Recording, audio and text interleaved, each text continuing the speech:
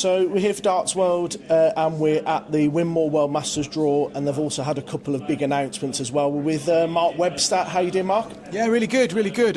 Been a good day, I've enjoyed it, and looking forward to the Masters getting underway the weekend. And you're fresh off the Bahrain and Saudi Masters. How was that, and how was that as a spectacle and event?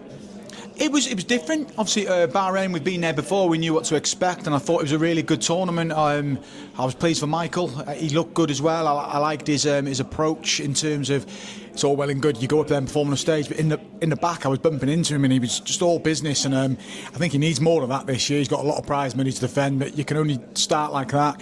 He couldn't quite back it up in Saudi, but a run to a final. And I thought there were two good events. Played in two different atmospheres. Obviously, Saudi Arabia very different order, but look, I always say these events are important for the players who've played in the Worlds, and if it's gone well, you want to carry on playing well. If you haven't gone well, quickly get back on the horse and start performing.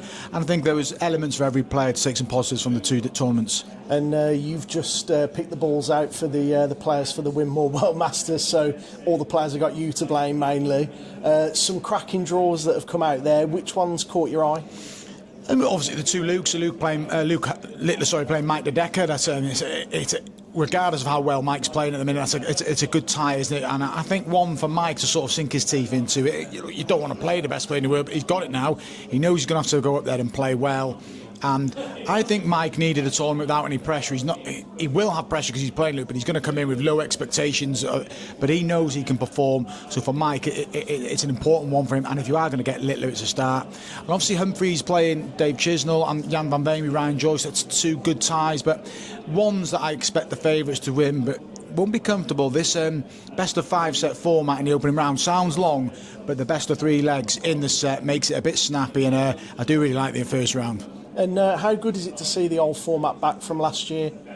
Yeah, do you know what? I loved it. And we've been talking about, to be fair, Chris Mason's gone about it for a long time wanting it back, and we spoke about it reminiscing and stuff. And obviously I've played in the old format a couple of occasions, kind of a little platform for my career, and playing in that format back in 2006.